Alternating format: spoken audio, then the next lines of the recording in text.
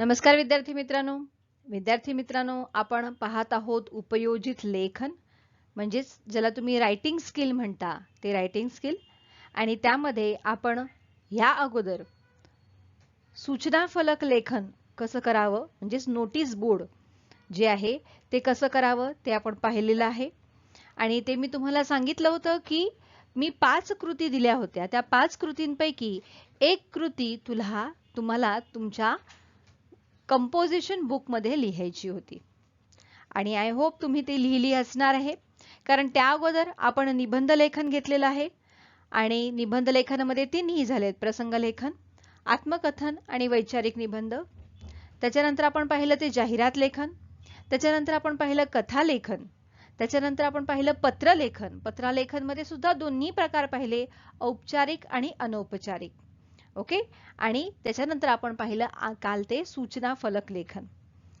आज आपण पाहणार आहोत ते बातमी लेखन आता बातमी लेखन म्हणजे काय बातमी कशी लिहिली जाते किंवा तुम्ही न्यूजपेपर वाचता बरोबर तर न्यूजपेपर मध्ये बातमी कशा प्रकारे येते किंवा टेलिव्हिजन वरती आपण जेव्हा हे टीव्ही वरती आपण जेव्हा बातम्या ऐकतो किंवा बातम्या पाहतो त्यावेळेला त्या बातम्यांचं लेखन कशा प्रकारचं असतं ते आपण आता हे बातमी लेखन किंवा वृत्तांत लेखन जे आहे हे आपण आज पाहणार आहोत चला तर मग जाऊया बातमी लेखनाच्या या भागाकडे बातमी लेखन म्हणजे वृत्तांत लेखन ज्याला रिपोर्ट रायटिंग तुम्ही म्हणता ते आपण आज पाहणार आहोत आणि ह्याच्यामध्ये महत्त्वाचा तुम्हाला काय लक्षात घ्यायचं आहे किंवा काय असायला हवं ते आपण पहिला पाहून घेऊया त्याची थोडीशी माहिती घेऊया आणि त्यानंतर मग ही बातमी लेखन कशी लिहावी ह्याचे नमुने मी तुम्हाला सांगणार आहे ओके तर बातमी लेखन म्हणजे काय तर तंत्रज्ञान व प्रसार माध्यमे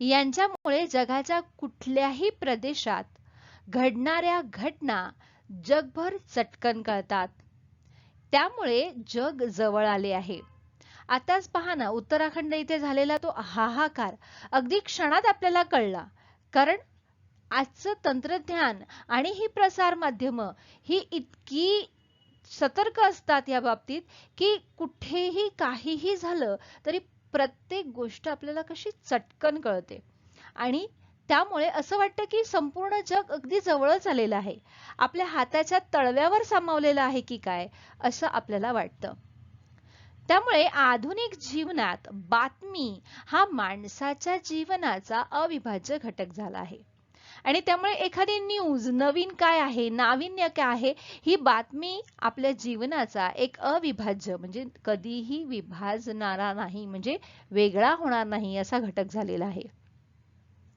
त्यामुळे परिस्थितीचे वस्तुनिष्ठ चित्रण करणारी बातमी लिहिणे एक महत्त्वाचे लेखन कौशल्य आहे आणि त्यामुळे परिस्थिती कशी असेल आणि त्याचं वस्तुनिष्ठ चित्रण करणारी बातमी लिहिणे हे एक लेखन कौशल्य आहे महत्त्वाचं आहे लेखन कौशल्य कारण ती बातमी तशीच्या तशी तंतोतंत जुळणारी अतिशयोक्ती न करता त्याच प्रकारे ती खबर ती बातमी आपल्याला लोकांपर्यंत पोहोचवता आली पाहिजे आणि तिथल्या परिस्थितीचं जसं आहे तसं वस्तुनिष्ठ म्हणजे थोडक्यात पण महत्त्वाचं वर्णन करणं हे एक लेखन कौशल्य आहे ओके त्यामुळे आता बातमी लेखन जे आहे ना हे दोन प्रकारे दिलं जातं म्हणजे एक कृती दिली जाते म्हणजे बघा एखादी बातमी देऊन त्यावर कृती दिल्या जातील ओके म्हणजे एखादी तुम्हाला बातमी दिली जाईल आणि त्याच्यावरती कृती दिल्या जातील की बाबा ही म्हणजे त्यावरती प्रश्न विचारले जातात जसं जाहिरात लेखन मध्ये पाहिलं पहा आपण जाहिरात दिली जाते आणि त्यावरती प्रश्न विचारले जातात तसंच इथे सुद्धा तुम्हाला एक बातमी दिली जाईल आणि त्यावर कृती दिल्या जातील आणि दुसरं म्हणजे काय तर शाळेत परिसरात साजरे झालेले कार्यक्रम उदाहरणार्थ मराठी भाषा दिन स्नेहसंमेलन शालेय घडामोडी वृक्षारोपण सहल आपत्ती व्यवस्थापन ह्याची सर्व माहिती घेऊन बातमी लेखन करण्यासाठी मुद्दे दिले जातील आणि बातमी लेखनासाठी हे मुद्दे हे शब्द किंवा त्यांची चित्रे स्वरूपात दिले जातील मग अशा प्रकारे तुम्हाला बातमी लेखन सुद्धा करायचं आहे म्हणजे एक बातमी दिली जाते त्यावरती प्रश्न विचारले जातात म्हणजे कृती विचारली जाते आणि दुसरी म्हणजे विषय दिला जातो, मुद्दे दिले जातात आणि त्या विषयावर, त्या मुद्द्यावर आधारित तुम्हाला बातमी लिहायची असते. ओके, तर आता हे बातमी लेखन कसं करावं आणि त्याचे नमुने काय आहेत ते आपण आता पाहणार आहोत. चला तर मग पाहूया या बातमी लेखनामध्ये काय महत्वाचं आहे ते. लक्षात ठेवण्यासारख्या गोष्टी आहेत या बातमी लेखनामध्ये. काय आहे तर दिलेल्या बातमीवरील कृती म्हणजे प्रश्न सोडवताना घ्यायची काळजी. हा पहिला प्रकार आहे बघा. मी तुम्हाला अगोदर सांगितलं की काय तर तुम्हाला बातमी दिली जाते आणि त्यावरती कृती म्हणजे आकृती प्रश्न असे विचारले जातात तुम्हाला. मग आता अशा वेळेला जर तुम्हाला जर बातमी दिली आहे आणि तुम्हाला त्यावरचे प्रश्न सोडवायचे आहेत, बरोबर, मग आता आपल्याला काय काळजी घ्यायला पाहिजे. ती बातमी दिल्यानंतर आपण त्याच्यावरती ती कृती सोडवण्यासाठी आपण कुठलं कुठलं काही काय लक्षात ठेवलं पाहिजे ते आता आपण पाहूया. पहिलं म्हणजे काय तर संपूर्ण बातमी बारकाईने वाचावी.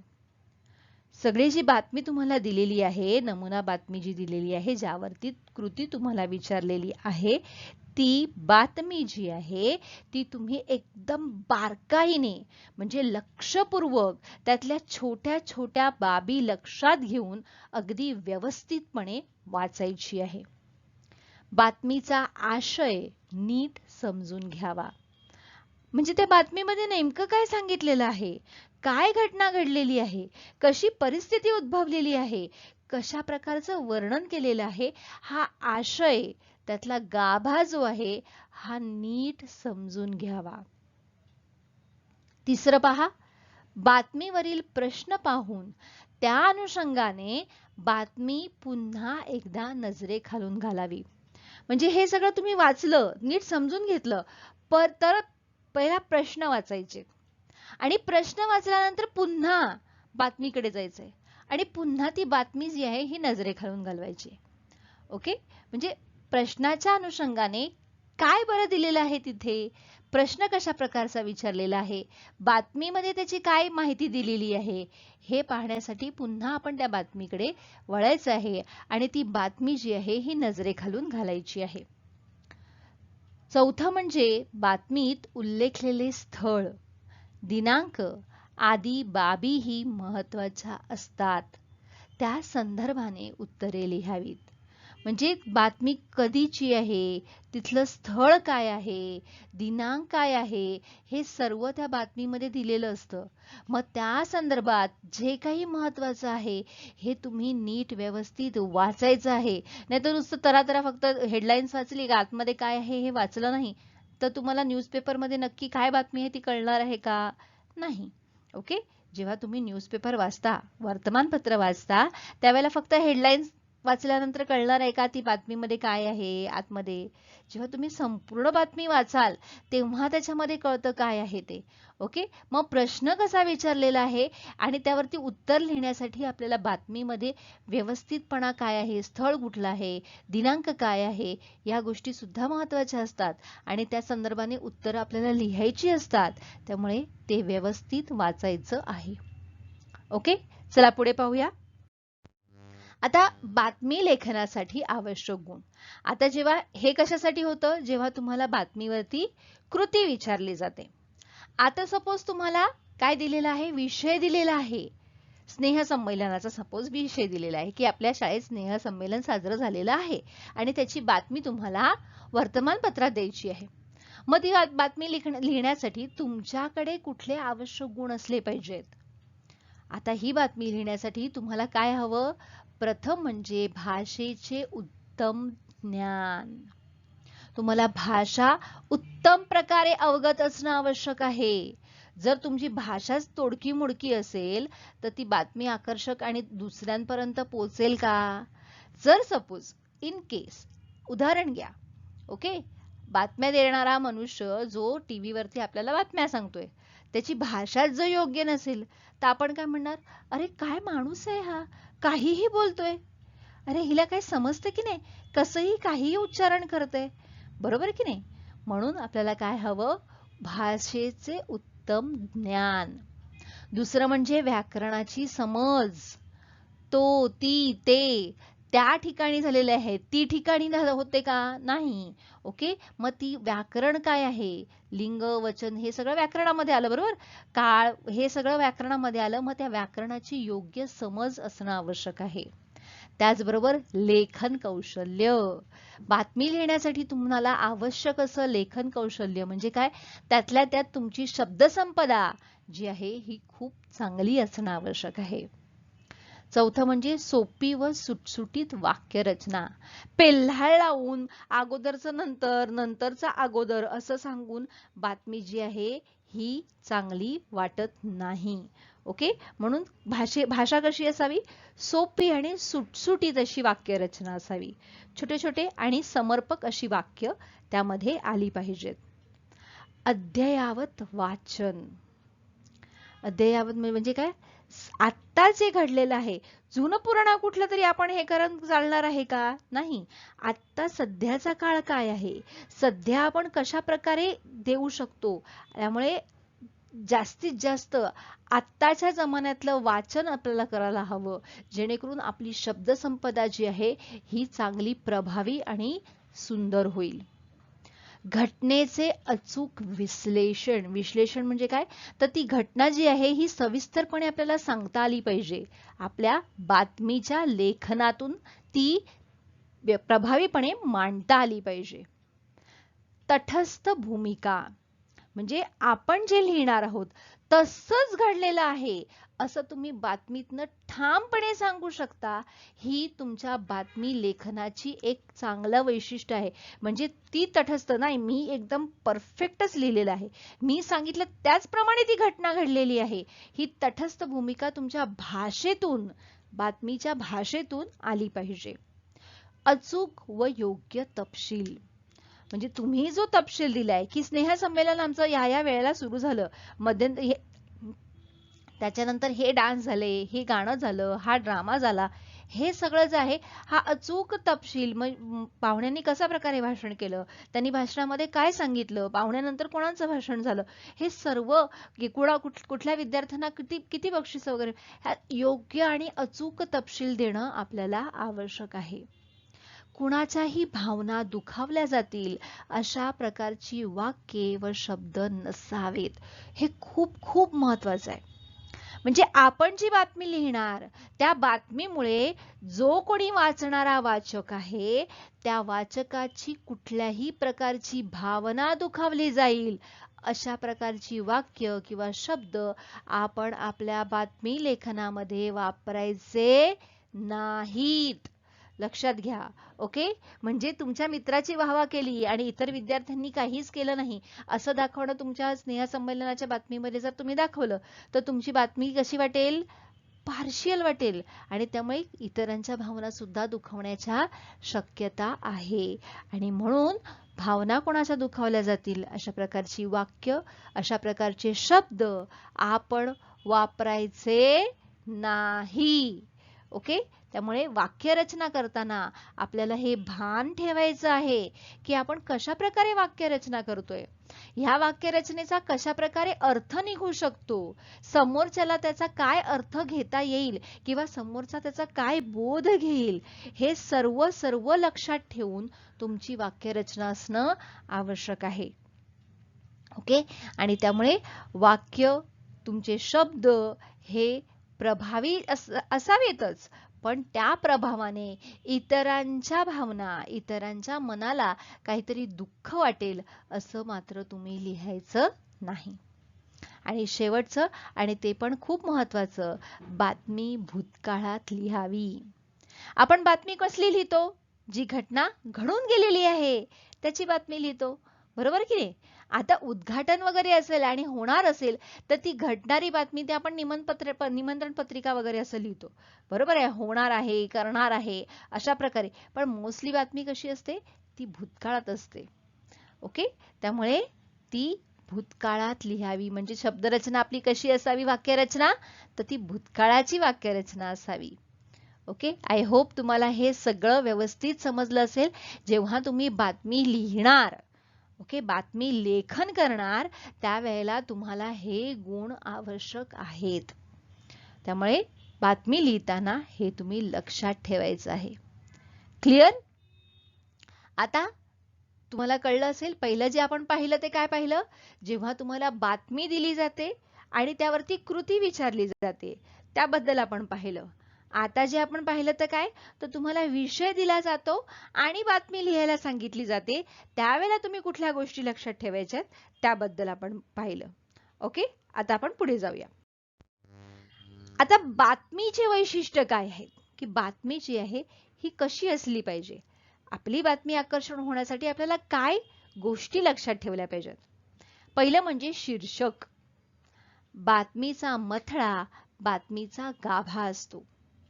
ओके, त्यामुळे हे एक महत्वाचं आहे. शीर्षक म्हणजे आपण त्याला टायटल म्हणतो किंवा ठळक बातम्या ज्याला आपण म्हणतो ना. तुम्ही न्यूज जेव्हा ऐकता तेव्हा सांगतात की हेडलाईन्स काय आहेत वगैरे सगळं, तर ती ठळक बातम्या, तो शीर्षक जो आहे, हा बातमीचा मथळा जो आहे, हा बातमीचा आतमधला आपल्याला थोडक्यात गाभा सांगत असतो. दुसरं म्हणजे उपशीर्षक, उपमथळा, अनुषंगिक महत्वाचा शिरा जो असतो. त्यानंतर दिनांक, स्थळ, वेळ व संबंधित व्यक्तीचा अचूक उल्लेख, हे सर्व गोष्टी, या तीनही गोष्टी बातमीच्या बाबतीत अतिशय महत्वाच्या असतात आणि म्हणून त्या बातमीच्या वैशिष्ट्य म्हणून सांगितली आहेत तुम्हाला. ओके, ही काय आहेत तर बातमीची वैशिष्ट्य आहेत आणि त्यामध्ये तुम्ही नीट व्यवस्थितपणे लिहिणं गरजेचं आहे, चुका नसाव्यात. आता बातमीची क्षेत्र कुठली आहेत पहा. मग ती सांस्कृतिक असू शकतात, क्रीडा असू शकते, राजकीय, शालेय, शैक्षणिक, सामाजिक, वाङ्मय, वैद्यकीय, वैज्ञानिक, दैनंदिन घटना, या घटकांच्या संदर्भात घडलेल्या बातम्या तयार होतात. तुम्ही जर म्हणजे अगदी रोजच्या रोज व्यवस्थितपणे जर वृत्तपत्र, वर्तमानपत्र वाचत असाल तर तुम्हाला ह्या बातम्या नक्कीच कळल्या असतील. आणि ह्या बातमीचं क्षेत्र काय काय, तर मग ती सांस्कृतिक क्षेत्रातली असेल, म्हणजे एखाद्या गोष्टीचा मोठ्या प्रकारे त्याचं हे झालं असेल सांस्कृतिक बाबतीत, म्हणजे एखादी साहित्य संमेलन भरलं असेल वगैरे अशा प्रकारे. त्याच्यानंतर सांस्कृतिक म्हणजे सिनेमाच्या क्षेत्रातलं वगैरे असू शकतं, क्रीडा क्षेत्रातलं असू शकतो, क्रिकेटची मॅच वगैरे जिंकल्यानंतर, राजकीय क्षेत्रातलं असू शकतो, निवडणुकीच्या बाबतीत वगैरे, शालेय आणि शैक्षणिक बाबतीत असू शकतं, सामाजिक बाबतीत असू शकतं, वाङ्मयीन, वैद्यकीय, वैज्ञानिक. वैद्यकीय म्हणजे डॉक्टर वगैरे, मेडिसिन्स वगैरे साईडला. वैज्ञानिक म्हणजे जे शोध लागतात, जसं आता इस्रोने एवढे एवढे सगळे मिसाईल्स वगैरे हे केले.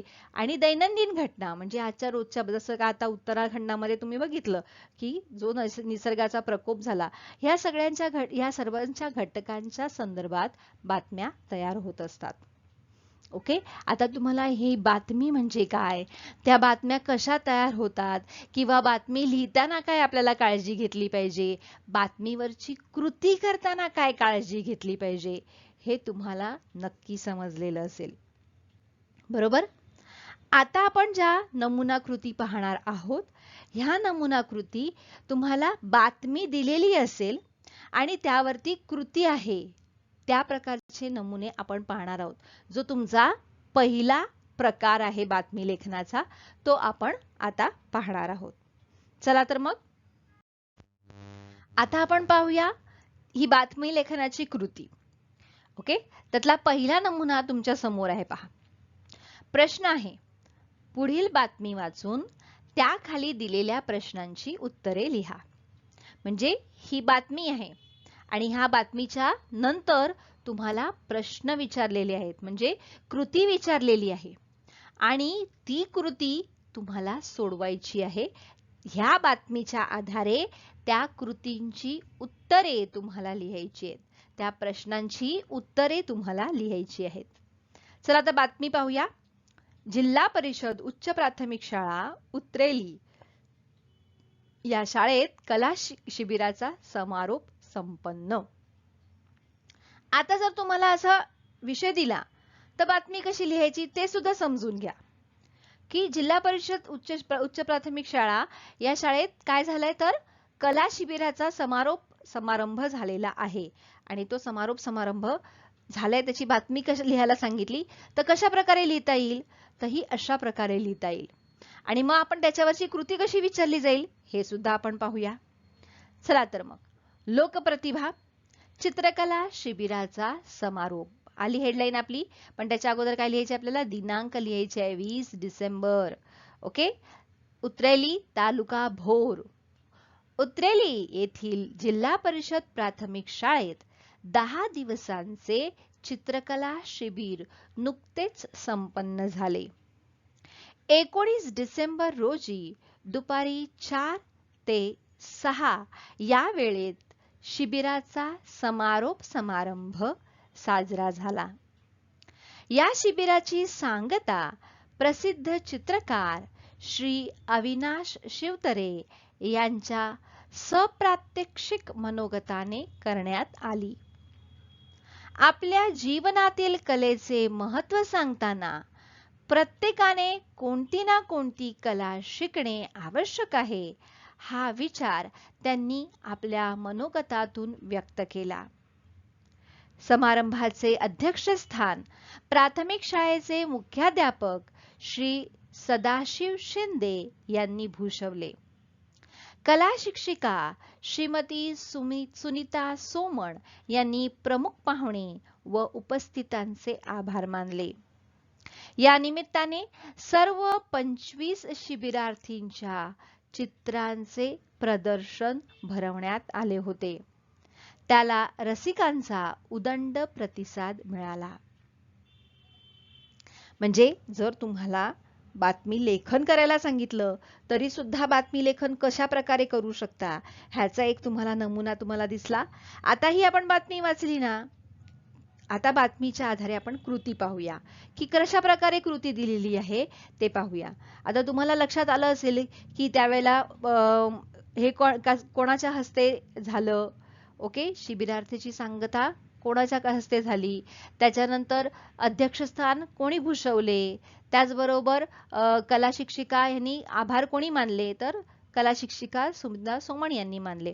ओके, तर हे सगळं जे आहे हे सगळं किती शिबिरार्थी त्याच्यात सहभागी झाले होते, तर 25 शिबिरार्थी सहभागी झाले होते आणि त्याच्या चित्राचे प्रदर्शन भरवण्यात आले होते. म्हणजे हे सगळं आपल्याला एक व्यवस्थितपणा आपल्याला कळला ना की बातमीमध्ये काय आहे हे समजून घेणं गरजेचं आहे. आपण त्याचा आशय व्यवस्थित समजून घेतला ना की आपल्याला कृती सोडवताना काहीही प्रॉब्लेम येत नाही. ऑफकोर्स या कृतींची उत्तरं मी तुम्हाला देणारच आहे. ओके, पण परंतु पहिल्यांदा ही कृती काय आहे ते आपण समजून पाहूया. बघा, कोण ते लिहा. समारंभाचे प्रमुख पाहुणे, मी आत्ताच तुम्हाला हे सगळं सांगितलं. समारंभाचे प्रमुख पाहुणे कोण होते, समारंभाचे अध्यक्ष कोण होते, चित्रकला प्रदर्शनास प्रतिसाद देणारे कोण होते, शिबिरार्थींची संख्या, शिबिरार्थींनी शिबिरात शिकलेली कला, शिबिराचे ठिकाण, शिबिर सुरू झाले ती तारीख. ओके, हे सर्व सगळं सविस्तरपणे तुम्ही मला बातमीमध्ये दिलेलं आहे. त्यामुळे पुन्हा तुम्ही बातमीकडे जा आणि मग पुन्हा प्रश्नाकडे या, म्हणजे तुम्हाला सगळे प्रश्नांची उत्तरं अगदी चटाचट मिळून जातील. ओके, आता त्याचबरोबर तिसरा प्रश्न पहा. वरील बातमीमध्ये ज्या ज्या गोष्टींविषयी माहिती दिलेली आहे ते घटक लिहा. कुठल्या कुठल्या गोष्टी आहेत? 5 गोष्टी आहेत. त्या 5ही गोष्टी आपल्याला व्यवस्थित लिहायच्या आहेत. आता त्या कुठल्या आहेत, काय आहेत, तुम्ही पुन्हा एकदा बातमीकडे जा पाहू आणि ह्याची उत्तरं लिहिण्याचा प्रयत्न करा पाहू. एकदा नक्कीच प्रयत्न करा. मी उत्तरं तुम्हाला सांगणारच आहे, परंतु तुम्ही सुद्धा थोडासा प्रयत्न करा. तुम्हाला सगळी उत्तरं पटकन मिळणार आहेत. ओके, ते तुम्ही नक्की करा. इथे तुम्ही व्हिडिओ पॉज करा आणि त्याची उत्तरं लिहा आणि मग तुमची उत्तरं लिहून झाल्यानंतर तुम्ही मी दिलेल्या उत्तरांकडे जा. ओके, तुम्ही व्हिडिओ पॉज करा, मी पुढे जाते माझ्या उत्तरांसह. आता उत्तरं पहा. समारंभाचे प्रमुख पाहुणे कोण होतं? चित्रकार श्री अविनाश शिवतरे. समारंभाचे अध्यक्ष कोण होते? मुख्याध्यापक श्री सदाशिव शिंदे. चित्रकला प्रदर्शनास प्रतिसाद देणारे कोण होते? रसिक होते, म्हणूनच तर ते प्रदर्शनास आले होते ना. आता दुसरं पहा. शिबिरार्थींची संख्या किती होती? 25 आणि त्या सगळ्यांची काय होतं? चित्रकलेचं प्रदर्शन भरवण्यात आलं होतं. शिबिरार्थींनी शिबिरात शिकलेली कला, चित्रकला शिकले ते तेव्हाच ते प्रदर्शन भरलं. बरोबर. शिबिराचे ठिकाण काय आहे? जिल्हा परिषद प्राथमिक शाळा उतरवली. ओके. त्याच्यानंतर शिबिर सुरू झाले ती तारीख, तिकडे तारीख दिली होती 10 डिसेंबर, आपण वाचली होती. आणि त्यात काय काय सांगितलं होतं? तर स्थळ, दिनांक, वेळ, चित्रकला प्रदर्शन, समारोप समारंभ, प्रमुख पाहुणे, अध्यक्ष आणि आभार प्रदर्शन, हे ठळक घटना, ह्या ठळक मुद्द्यांवरती जास्त प्रकाश टाकला होता आणि हे सर्व त्या बातमी लेखनामध्ये होतं. ओके. आय होप तुम्हाला ही उत्तरं कशी लिहायची हे तुम्हाला नक्कीच समजलेलं असेल. ओके. चला मग आपण अजून एखादा नमुना पाहूया. आता दुसरा नमुना पहा. पुढील बातमी वाचून त्याखाली दिलेल्या प्रश्नांची उत्तरे लिहा. दिनांक 7 जानेवारी 2019, क्रांतीज्योती सावित्रीबाई फुले पुण्यतिथी. गेल्या आठवड्यात आदर्श विद्यालय नगर या शाळेत क्रांतीज्योती सावित्रीबाई फुले पुण्यतिथी साजरी झाली. त्याप्रसंगी प्रसिद्ध समाजसेविका गौरी धडपडे या अध्यक्षा म्हणून लाभल्या होत्या. सावित्रीबाई फुले यांच्या कार्याची ओळख करून देणारी एकांकिका शाळेतील शिक्षक श्री मधुकर चौधरी यांनी लिहून विद्यार्थिनींकडून सादर केली. एकांकिकेचा प्रयोग फारच प्रभावी झाला. यानंतर अध्यक्षा गौरी धडपडे यांचा सत्कार करण्यात आला. पाहुण्यांनी आपल्या भाषणात समाजसेवेतील आनंद विद्यार्थिनींपुढे मनोवेधकरित्या मांडला. अखेरीस मुख्याध्यापक श्री गोखले यांनी आभार मानले. आता कळलंय तुम्हाला बातमी काय आहे? तर क्रांतीज्योती सावित्रीबाई फुले यांची पुण्यतिथी साजरी करण्यात आली आहे. कुठे? आदर्श विद्यालय नगर या शाळेमध्ये. ओके. त्यामुळे त्यावेळेला काय तर एकांकिका साजरी करण्यात आलेली आहे.